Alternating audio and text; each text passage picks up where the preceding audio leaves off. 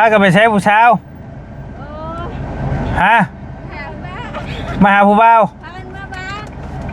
เมื่อบ้านบ่บ่ย่านบ่ไป2 คนใช่เมื่อบ้านบ่ไปการโอ้ไปก้านบ่ไปเบอร์แม่เลยไปก็เอื้อยเจ้าเอ้า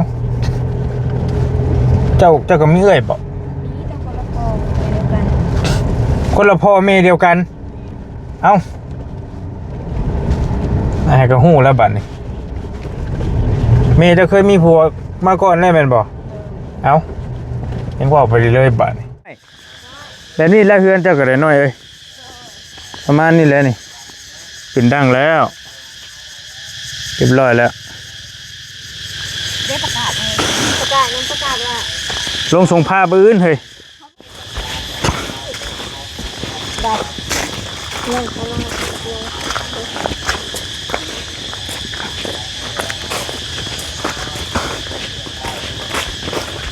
จะเคยมีผัวคนก่อนแล้วบ่นะโดยมันเนี่ยเอ้าแสดงว่าไอ้ตกข่าวป่ะเพิ่นมีลูกแล้วนั่นเป็นไดจะเข้ากับบุหูด้วยเพิ่นเอาตกแต่หลายปีนะความหมายแม่นตกแต่รุ่นตะกี้ตะก่อนผู้ใดเข้ากับบุหูอันนี้ก็ได้ยินได้เพิ่นว่าสิพังเอ้ยเฮาสิพังโดย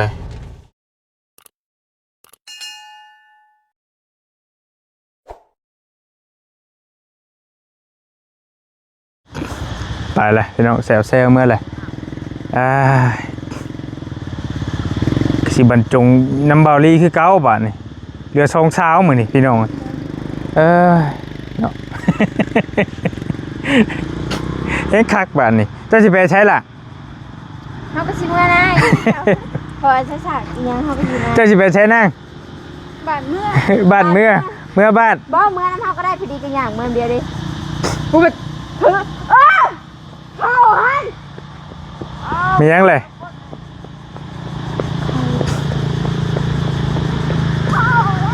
เขาเล่นหาเข่าเลยโอ้ยตกใจเข่ายังเลยว่าตกใจเลยเนาะมียังนะ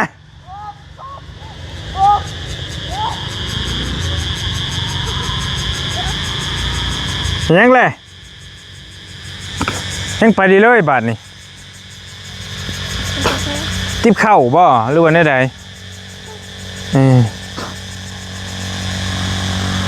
พี่น้องพาหากระพากันลิ่นน้ำลิ่นอันนี้แล้วทางทีมงานมันก็กลับไปแล้วถ้าจะกลับไปเลยเหลือแต่2 สาวบาทนี่บอลลี่สิได้ไปส่งน้องๆเพิ่นสิไปส่งผู้นี้ก่อนแล้วก็ที่มาส่งผู้นี้น้ำลังเนาะ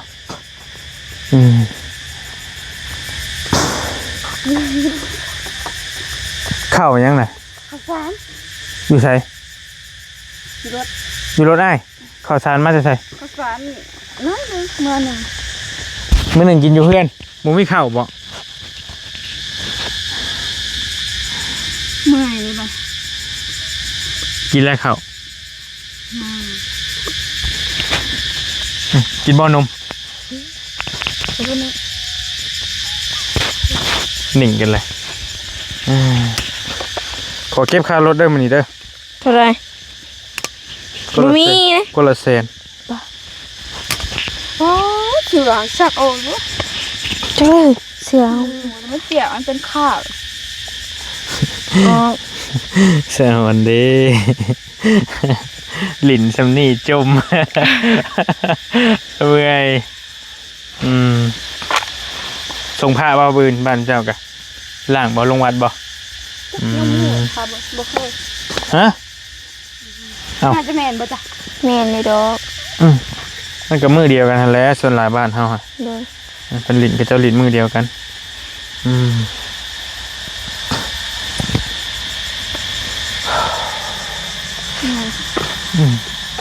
ไปหลินใช้บืนรักเงาหิวนี่นะก็ได้นี่นะหลินกับไผ่ตีเฮ้ย อยู่นะ ก็หมู่แล้วกันเนาะ บ่ทางกวางเอาแถวทางแถวนาเด้ยทางนาตัวเนาะ น้องนี่เพิ่นของใจว่าเจ้ากับน้องนิ้วเป็นผู้บ่าวผู้สาวกัน บ่แม่นเลย เนาะ เด้ยเมื่อกี้นี่ครับอ่ะ บ่เพิ่นพาไปเชื่อนไข่มดแดงเราไปเบิ่งบ่ลดลงฮัด รถเลยเลยรถใหญ่บ่ จนทิ้งมันจนออกสองเบื้องแล้วทางนา อ่า มุนมาเลยกระจกอ่ะ ไปเบิ่งไปเบิ่งเฮ็ดหยังล่ะ หากระจักน้ำมูมันพาไป หมู่ อืม มินิ้วเห็นว่าหมู่อ่ะ เอากะอาย แกว่านั่นแหละเป็นอ้ายบ่ ไม่ผู้บ่าวผู้สาวแดงไว้แต่ที่แบบอายนี่แหละ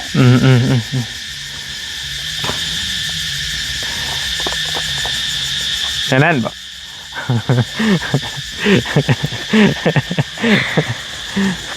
หนุ่มกิ๊กเราสนใจได้แบบนี้แล้วอ่ะ เอากระยกเลย แม่นบ่ ฮะสนใจยัง เอาว่าสนใจน้องนิว บ่เด้ เอาบ่แม่นบ่ใช่ บ่แล้วตามเป็นอ้ายพี่น้องกันซื่อ โอ้ ๆแต่ว่าลิ้นมัวหัวนอนเดียวซื่อตามภาษาคนเฮาเลยเนาะมันก็มักดอกมักว่ากันนั่นแหละ เอาไอ้เข้าใจผิดบ่ใช่ โดยเจ้าเข้าใจผิดแล้ว คืออย่างงี้ว่าเจ้าสนใจน้องนิว บ่ บ่แม่นเนาะ บ่ โอ้ ตามเป็นอ้ายพี่น้องเดียวซื่อๆนะ เสือที่สิออกบอกออกกี่ดอกอ่ะเดินตกเลยเมื่อแรงเมื่อซาหัวบ่ บามเบิ่งผมเด้ เด่น เป่าเพื่อที่แหง ผมยาว คันน้องกิ๊กมื้อนอนเฮือนมื้อนอนอยู่ไสล่ะ เมื่อขึ้นมันยาว ใกล้กันบ่กับเพิ่นนางน้อย ยามออกมาเด้ คนละคุ้ม บ่ยามแต่กายเพื่อนมาเถ่าเรามาน้อยเดียวนะ คนละพุ่มเนาะทางอันที่เดี๋ยวทางขึ้นทาง หากแต่มันก็ใกล้ๆเดี๋ยวนึงดอกเนาะมันความเพื่อนดำหลังสองหลังนี่เนาะ แต่ว่าคนละพุ่ม โอเคกำลังพากันลิ้นจริงๆนะคันเจ้ามีหมู่ไว้มาลาลิ้นอยู่นี่ก็ได้ม่วนด้วยกันได้ว่าเอาอีหลีลิ้นคือเฮาลิ้นกันมื้อนี้นะก็ม่วนได้พี่น้องเอ้ย ถ้าบัดถ้าสิออกมาบัดนี้ค่ะบัดบ่มีหมู่เด้ค่ะป้า เอาก็โทรนัดกันแหละ บึ้งไปต้องเห็นเลย เอาเราไปดงเห็น ไปกับไผล่ะ เพื่อนกันที่เพื่อนจะไปต้องเห็นจะไปเชื่อเพื่อนกันเลย ชื่อเครื่องหยังอีก เครื่องนุ่ง ลุงเรียนสงกรานต์นะ โอ้เสื้อลายคืออ้ายนี่บ่ บอเสื้อ แบบมันเป็นดอกน้อยน่ะเด้ ดอกน้อย เสื้อ มันเป็นแพรนุ่มดอกอันนะ เสื้อโชว์บ่ โซ่นี่นะหลังมันเกิด หลังเนียนอยู่บ่ล่ะเฮ้ยมีลายมีหยังบ่หลัง ไม่ได้มีอันที่มีเน่ขี้ใครเลย กระแมนอยู่ได้เนาะ เขาบ่มีเกิดเขาบ่มีคนผูกพันกับอันที่มีเน่ แต่มีกับบอลอนได้เบิ่งนี่ ผมมีคนหุบไข่เพื่อนว่าบอกไปเลย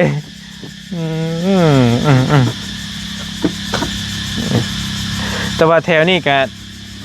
ก็จะไปลินอยู่เซ่ทางบ้านน้องคนนี้ก็เห็นไว้รุ่นลังไปแซวอยู่พี่น้องก็ถึกนึกน้อง มาแตกได้มันนี้เขาดินมันมือมันคืนเนาะ แต่ว่าชวนลายแถวบ้านอ้ายเพิ่นก็นิยมลินกันอยู่เพื่อนผมนิยมเสือนิยมลินกันนั่งกันเป็นก้อเป็นกุ้มเหมือนนะเดี๋ยวแซวแมนแต่บอลลี่กับบอได้อันนี้ก็ลินเพราะมวลน้ำน้องๆพันซีดอกดูนี่ก็ได้กันเอาลีกับมิแต่อยากนอนอยู่เพื่อนซื้อๆหั่นแหละบอกปันได้คือเอื้อยน้องกิ๊กว่าหั่นแหละกินเหล้ากินเบียร์บ่ได้แหละมันม้วนเฮาอยากอายอยากยังไปลินกะ เขาว่าได้เนาะ อันนี้บ่เมาก็เต้นได้สิเจ้า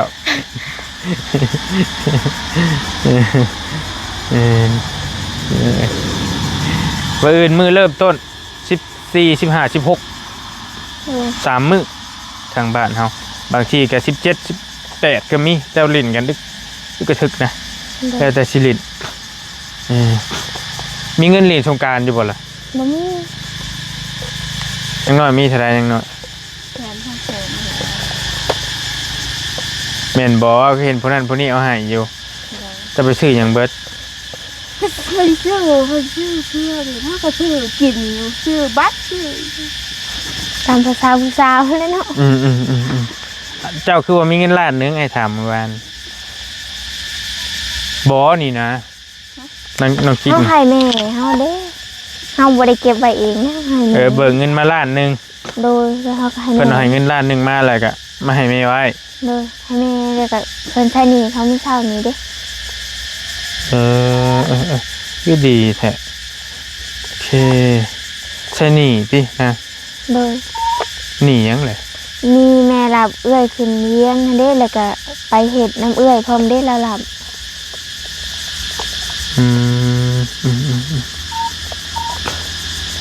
บ่มีเงินเรียนสงกรานต์แล้วบัดนี้ นี่ก็บ่หลายเด้อ มีก็บ่หลาย โดย โอเคเดี๋ยวนะจะมีรถอยู่ด้วยเนาะถ้าคือเห็นรถอยู่ตารางเทียงเจ้าร ถอีพอเอาขึ้นมาแตนาทงเด้ รถรวม โดย สามารถขี่ไปได้บ่พี่ขี่ช่อนกับไปลินกับน้องน้อยนี่ได้บ่ ได้อยู่ ได้อยู่ คันว่าคันผู้หนึงเอาไปแล้วก็แล้วผู้หนึง โดย มีรถคันเดียว ส่วนหลายเขายันพอสิไปทางอื่นแล้วก็จำเป็นคือเก่าแหละ คันตักปีจะเข้าลินน้ำกันบ่นะสองคนเจ้าน่ะ บ่ หากระสีพ่อน้องต้นอะไรนะ ช่วงบุญยังก็เนาะ ส่วนบุญคือบุญ เอ้า บุญยังก็บุญทั้งสามเลย แม่แล้ว หากระสีพ่อกับหากระสีปากกันเลยนะ เอ้าระวังชุ่มไอ้มานี่นะบางช่วงนี่บ่ แล้วก็ เห็นกันก็บ่กับปากนำกันจะ บ่ลึงกันนั่นแหละว่าง่ายๆก็ได้คนบ้านเดียว ไม่ได้นี่ไม่ได้ไปดิ้นทางนั้นเสียไรมีแต่ มาหากินมาแต่นะข้าวปลา มีแต่ข้าวปลา โดย หลายคนที่เชื่อเจ้าอยู่บ่ล่ะบัดเจ้าเว้าแบบนี้ เสื้อ เล่นเสือ อ้าวคือยกตัวอย่างเห็นพากันไปลินกินนี่เต้นม่วนนี่ยังคือชงสิแบบมีหมู่มีพวกหลายอย่างแบบนั้น บ่ ใช่ เมื่อ นะ กี้นี่เฮาก็ฮักเฮ็ดแต่เดี๋ยวนี้เนาะ เอากินดีกับพวกอ้ายมา พวกอ้ายมา พวกให้บ้า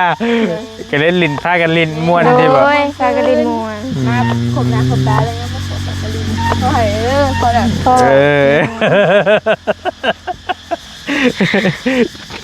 ม่วนน้ำพุงอ้ายที่บ่ โดย อยากจะให้สายสืบไปเบิ่ง ไหน ว่าสิเป็นคือจุ่มเจ้าว่าแทบ ได้เนาะ สิให้ก็ถ่ายคลิปมาให้เบิ่งว่า ได้ เป็นสิ100%แท้บ่ นี่นี่ก็นอนเลยเราสับก็ได้เลยบื้นเลยจะไปตรงนี้บื้นนะ ดงเห็นก็แค่ปากซอย ที่เรา ใช่นิวอ่ะพาไป นอนกันเลย บอกให้คือจะเว้าอันนี้สิพาไปอาจจะก็ไปเล่นๆเอาไปซื้อเครื่องดิ อย่าบ่ฮู้นำเด้อตัวนี้อ้ายบ่ฮู้เด้อน อนกันเลยบื้น บ้าจะเว้าเมื่อกี้นี่เด้ นี่ บ้าเขายังจำได้อยู่ หาด บ้าลืมไว้แท้ แล้วแต่จุ่มเจ้าเด้อตัวนี้ บ่นะจะเว้าเมื่อกี้นะนะ บ่ได้แหละพี่กันนี่จะ บ่เด้บ่หันเด้หันบ่งตาไปเอาน้ำเมื่อกี้นี่นะ น่ะ บ่ได้ ว้า เอาเลยเด้อ เขายังจื้อได้อยู่ กันหากระเบ้าอีกนะเฮ้ย บ่ได้เฮ้ย เอาเด้อบัด อย่าตีกันนะ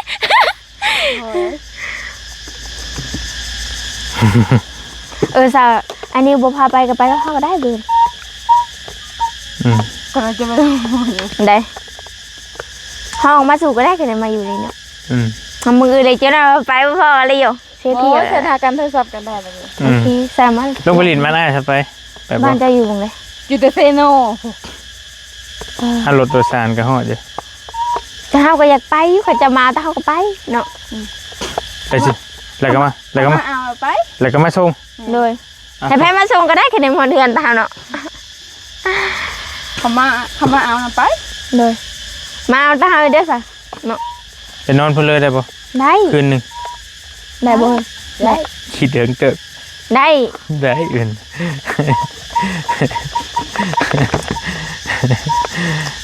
แต่ก็เอาเป็นไพ่บ้านนั่นเลยแหละ ก็ยอมเด้อ ฮะ เขาบ่เอาเด้อ เบิร์ด ตัวข้าว ถูกอ่ะ หักกันชั่วข้าวบ่ เลยหลังๆมากเกี่ยวเนาะ ป้าชนะสิมาส่งน้องๆเพิ่นพี่น้องเอ้ยมาส่งนักกิ๊กก่อนมื้อคืนน้ำกันพูดไปยัง เอาสากเฮาเครื่องเฮากระเปียกเพิ่น ทำมือกันได้ยาวมาอีกเหมือนยันโทนบอย บ่เลยเห็นว่าพื้นมันสิซื้อสำหรับมื้อคืนน่ะก็อยู่มื้ออาจสิมื้อหม่องเดียวนะกันเจ้าว่าบ่อยากมื้อก็มื้อส่งอยู่นะสิเป็นหยังเลี้ยวเข้าไปนี่ มานี่สากเฮาก็อยู่หน้าบัดนี้ อืม เครื่องเฮาก็อยู่หน้าพอดีก็ง้อมเมื่ออีกแล้ว คันว่ามื้อส่งอยู่บ้านเจักสิงมมาหน้าอีก บ่แล้วพอดีน่ะบ่ ใช่ฉาก สากเฮาเครื่องเฮานี่ อื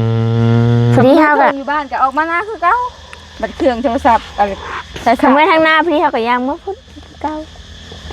เจ้ายังสิมื้อเฮือนอยู่บ่เดี๋ยวนี้ โดย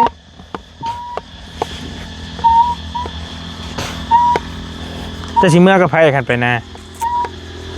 เฮาก็ยังหมู่กัน อืม ไปใส่ไปนี่อะไรกันยานมให้น่ะ นมไอ้นิ้วดูดเมื่ นม กี้ ไอ้นิว คู่เขา ไปส่งไป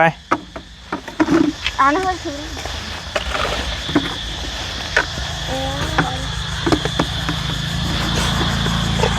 พอดีเฮาบ่บางทีเฮาก็อยากมาพอดีเฮาแหละ ที่กันยังเมื่อผู้เดียว โดย แต่กระบะ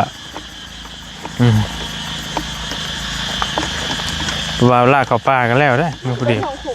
ว่า เอาก็ขี่รถไปน้ำกันแล้วก็ลงไปน้ำกันตีเอาน้องกิ๊กยางไปเป็นหมู่ไปเจ้าจะไปรัดเอาไม้ไม่ให้ก่อน ลืม ไปไล่ไปรัดอยู่พุทธโอเคยางไปเป็นหมู่กัน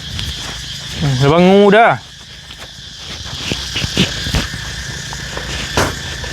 น้องเพิ่นไปส่งคุแล้วก็จังค่อยว่ากันพี่น้องเอ้ยไปกันมาลินน้ำอยู่นี่พากันไปใช้ผู้เช้าฮะมาหาผู้บ่าวเมื่อบ้านบ่บ่ย่านบ่ไป2คนย่านกับวัดเอารถไถแล้วบัดนี้หั่นน่ะระวังรถเด้อม่วนเอาแท้ว่าไปอาสิมาส่งไปขอค่ารถคนละแสนเด้อ รักมืดแท้ ฮะไปกล้าไปน้ำไม้อยู่บ่เดี๋ยวอาสิมาส่ง กาอยู่เนาะเฮ้ย หนูมากี่คน มา2ค่ะ เบื่อเลยม่วนแท้ๆเจ้าเนาะอันนั้นแหละแต่เฮาอยากไปดินนั่นน่ะจะโดนเจ้าเนาะ ฮะ อยากจะบ่มาเอาเฮามื้อ ปอโทมา จะ ครับ มาเอาตาเด้อ เมื่อลินบ้านได้บ่ โดย ตายคักบ้าน จะตัวตาห้ามบ่ได้เนาะ ใช่ยังบ่ทันได้รับปากกะเจ้ากันเนาะพอฉันพูด เก่าแล้ว ไผได้โทรเข้าบ้านนี่มันกันกำลังมาส่ง2สาวเพิ่นก่อนพี่น้องเอ้ยแต่ว่าสิเขามาส่งนางกิ๊กก่อนโพดโพ เดี๋ยวไปส่งนางกิ๊กหรือสิมาส่งน้องน้อยบ้านนี่เป็นคนรับส่งเพิ่นส่งทั้ง2คนเลยมานี่ซุป จ้าง ฮะ 10,000 10,000 แม่น โอ้10,000เก่านะยังไม่เคยได้อย่างนั้นเจ้าอยู่อยากเห็นน้ำใจเจ้าหนะหน่อยอยากแบบว่าไม่ยังก็ได้นะอยากเห็นนะเดี๋ยวนี้นะมาหุ้งมากเรื่องก็ดีใจนะเมื่อต่ำกินนี่ เฮ้ยอยู่นะเขาปลูกก็มาเลิศแล้ว เครียดตัวเรื่องก็เอานะไป โอ้เมื่อนานเดี๋ยวเมื่อนาน อยากเห็นน้ำใจเจ้านะหมู่เราให้ใจกันนำมาฝากหมู่เพื่อเอายังฝากกันใช่โยฝากกันในกล้วย เดี๋ยวสิเราแค่เดี๋ยว ไม่อยากจะเป็นแบบรถไทยบ่ แม่เลย โอ้โอเคจุ๊บ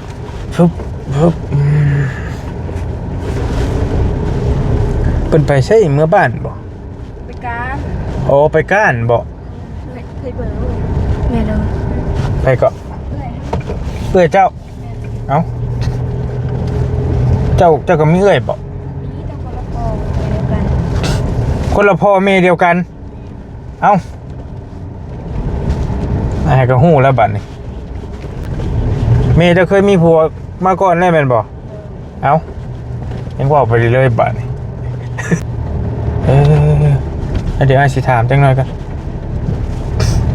สร้างว่าแท้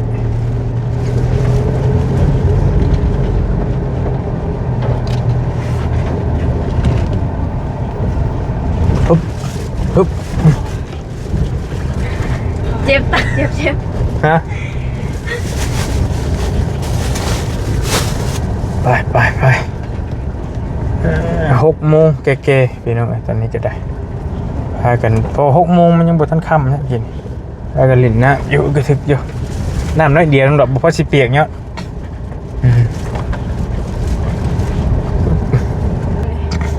กินเที่ยวไว้ เดินน้ำไอ้มีอยู่ ได้ กินน้ำบ่นี่ดิ บาลี อย่าจะโอ้ย ถ้าได้ปืนเจน้ำปืนได้ดี ไว้น้ำน้อยก็ได้เอา ปลาตกใหญ่ เจ้าก็ไปเลินน้ำกันโมเมนติ ก็มีนี่แหละ เอาไว้เลย ฮะ ใส่ ถึงเอาแก๊กตัวเท่านั้นก็โอเคไอ้ย่างไปน้ำบ่ ไปน้ำมันนะ เอาบ้าน ต้องไปน้ำกันมันเลยเนาะมากันดิ โอ้ยไปโอ้จักรจันทร์มันคือห้องยังมือเลง จักรจันทร์ พอสร้างกับเมื่อเลยเนาะเราไปนอนดิเฮ้ยพูดดิโอ้เราขึ้นดั้งแล้วเดินนางอูนางอีก็ได้หันดิพี่น้องเบิ่งทรงก่อนน้อยแล้วนี่แล้วเฮือนเจ้าก็ได้น้อยเอ้ยประมาณนี้แหละนี่ขึ้นดั้งแล้วเรียบร้อยแล้ว ได้ประกาศเลยประกาศยังประกาศว่า ลงส่งผ้าปืนเฮ้ย เขาบอกให้ลืมไงสาย10 โมงเลย โอเค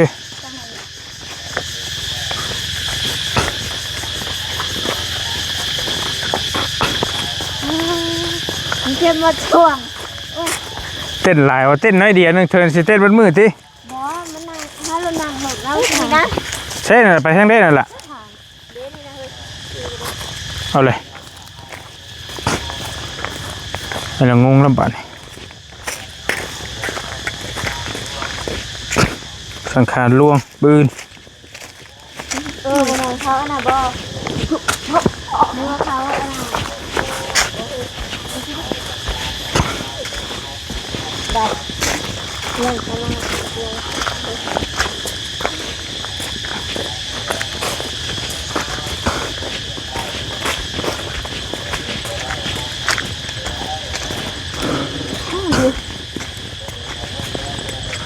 นี่ไงวะ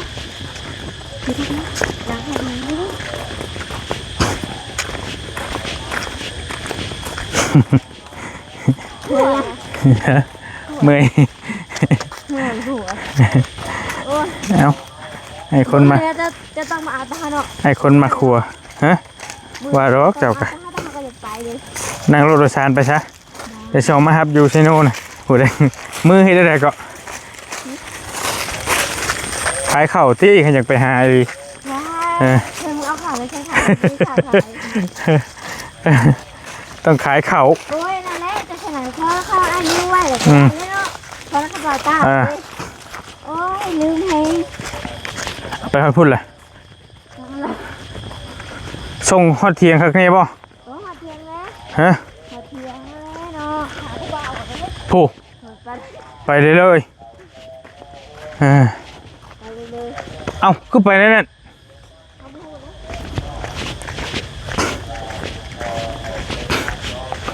ไปเข้าห้องน้ำหน่อยติโอเคโอ้เรากำลังเอาลูกกินนมอยู่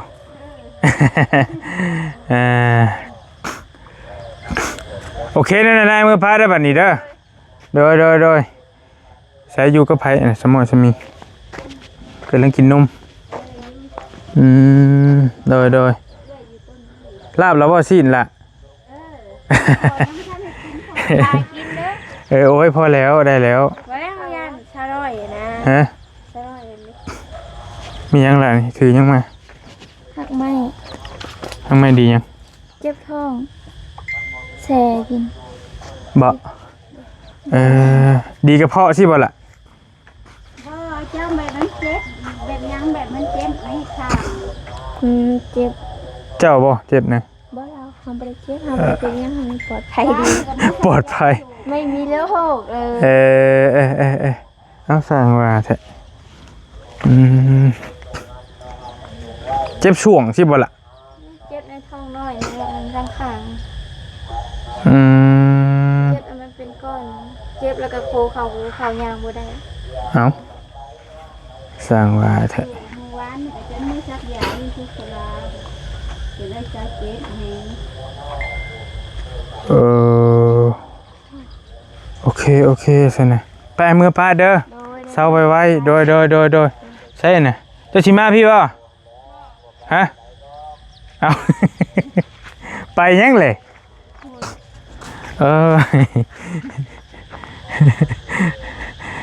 ไปเข้าห้องน้ำบางช่วงไปใส่มือป้าก่อนเด้อล่ะเด้อโดย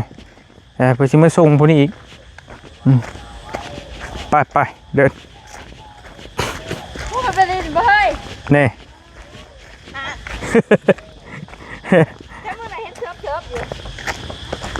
เสิร์ฟ บ่ม่วน เรามาเห็ดบืนมาฮื้อกันแล้วได้นี่พี่น้องขึ้นโค้งนี่กะโอเคแล้วเอาแม่น้ำจ้ะนะ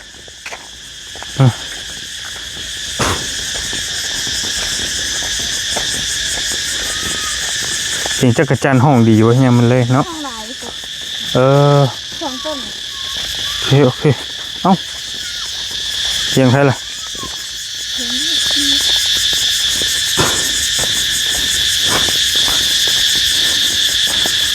เซล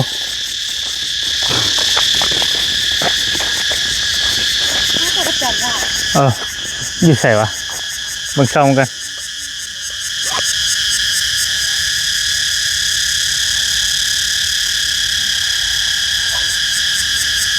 ใช่ปะ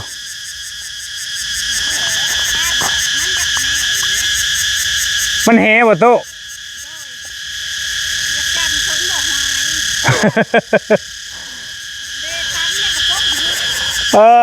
ได้ยินแต่เสียงเว้ย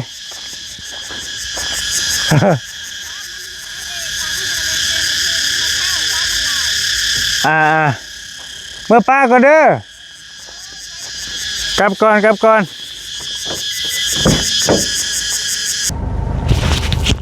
อันนี้ไม่เนี่ยก็จะขับไปส่งนั่งหน่อยบันเห็นไหมไอ้เหมือนคนขับรถให้เจ้าแต่ละมือโอ้ยเนาะชีวิตแต่ละมือ คือเป็นนั่นนี่ น้องๆกับผมไม่แพ้มาส่งเฮ็ดอะไรเป็นนั่นกับเพิ่นกับเมื่อเฮือนไปเฮือนมัน บางทีรถจักร ปุ๊บปับเพิ่นก็ฟ้าวเมื่อนะน้องๆเพิ่นก็ได้บอลลี่กับตัวผู้เดียวสิแหละพี่น้องมองแม่งจักเหมาะสมบ่เหมาะสมแล้วจักสิเฮ็ดได้ใดน้องผัดบ่มีรถเมื่อได้ซะจำเป็นต้องได้มาส่งเจ้าเอาน้ำอ้ายได้ก็คือว่าเมย์เจ้าเคยมีผัวคนก่อนแล้วบ่นะโดยมันเนี่ยเอ้าแสดงว่าอ้ายตกข่าวบ่ใช่เพิ่นมีลูกแล้วนั่นปานใด จักเข้ากับบ่ฮู้เด้อเพิ่นเอาตกแต่หลายปีนะความหมายว่าแม่นตกแต่รุ่นตะกี้แต่ก่อนผู้เด้เฮาก็บ่ฮู้อันนี้ก็ได้ยินแต่เพิ่นเล่าสู่พังเอ้ยเฮาสิพังโดยเฮาก็บ่ฮู้เฮายังเกิดบ่ทันซำนะโดย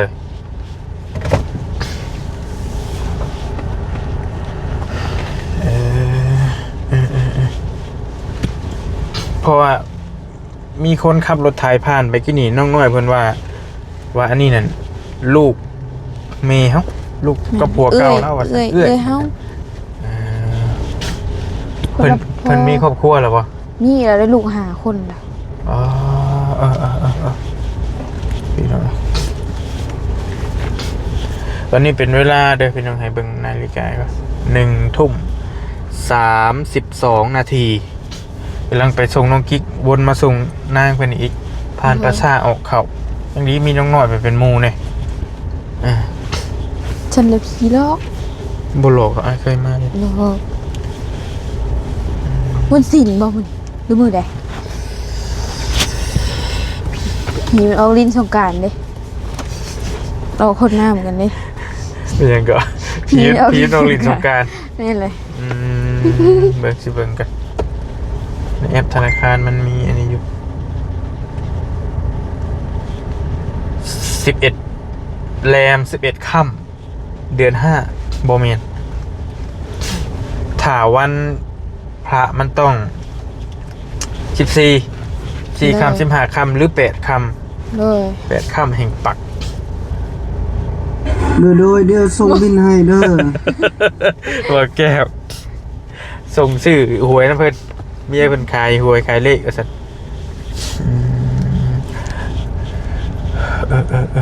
แม่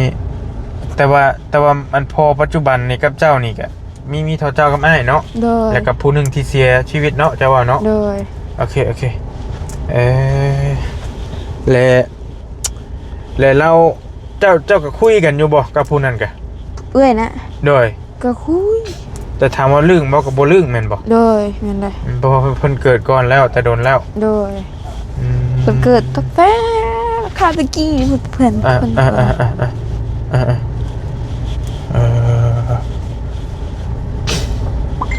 โอเคเอาไปป่ะมาเอาเทือนั่งหน่อยแล้วมืดตื้อคือเก่าพี่น้องเอ้ยก็มืดหูมืดตาชุบซับไปลินหน้าบ่บื้นล่ะยังบ่ฮู้ฮะยังละเข้าบ้านถือหวยแล้วบ่ ถือหวยสิมาแบ่งเด้อ เลี้ยงไงเด้อ โอ้บ่ถือไอ้ก็เลี้ยงเจ้าอยู่ ก็เลี้ยง ไอ้บ่เลี้ยงเจ้าซะบ่ เลี้ยง ซุมื้อนี่ก็บ่ได้เลี้ยงบ่ เลี้ยง เลี้ยงยังไงอยากกินยังเฮ้ย อย่างนี้ชินได้ อยากกินซินดาดกินดันเท่านิ้วซื้อมาตะกี้พุ่นแล้วเนาะโอเค แต่ก่อน โอ้ตึมๆอยู่นี่ก็ได้ หันเวียดกันเวียดส่วนอยู่ได้มาลิ้นน้ำอ้ายบ่อ่ะ มาลิ้นน้ำอ้ายซะ โอ้ยนี่เด้ ยังไง โอ้นี่ เป็นยังไง เอาตู้นี่เท ลำวงบ่ ลำวง อืม โอ้มันดีกู วิลกูดจอนี่บ่ เลย โอเค ติ๊กตอกติ๊กตอก วิลกูด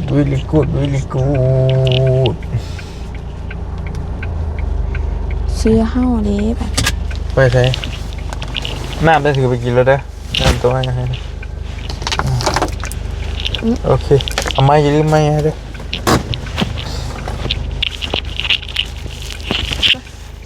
โอเคลินให้ม่วนได้เบิ่นเด้อไปจังหวะกัน ใจเด้อที่มาส่งเด้อ คิดสิจดค่ารถไว้มันโดนมันเลื่อยพุ่นล่ะ บ๊ายบาย บ๊ายบายโอเคแล้วโอ้ขี้ฝุ่น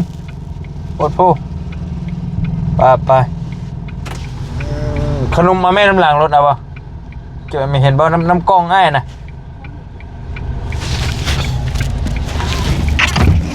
ฮะพี่อยู่ฟังพี่ข้าวสารจะดิ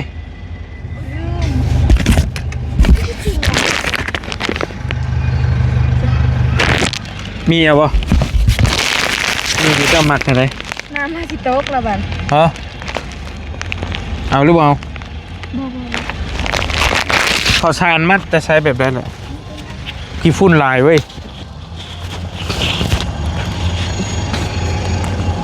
ข้าวสารมัดแต่หน้าบ่จะมื้อนึงแบบนี้ โอเคอันมีตู้บ่มาเฮือน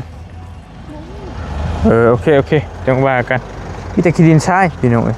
ก้นกุ๊บไปเดินทางเขาก็ได้บัดนี้ไปมาส่งทางนางน้อยเพิ่น อลี่กลับรถอยู่นี่พอดีเป็นแขกรับส่งทุกวันถ้าได้มาต้องได้มาส่งน้องเพิ่นป่าโอเคอยู่ดีมีเฮงเดินทางก่อนปู้วิตากิฝุ่นพี่น้องวิตากิฝุ่นคือฟอยส่งนางน้อยฮอดเฮือนฮอดซานแล้วนั่นแหละก็จังว่ากันอยู่ดีมีเฮงโชคมานบ๊ายบายเจอกันใหม่พี่น้องโดย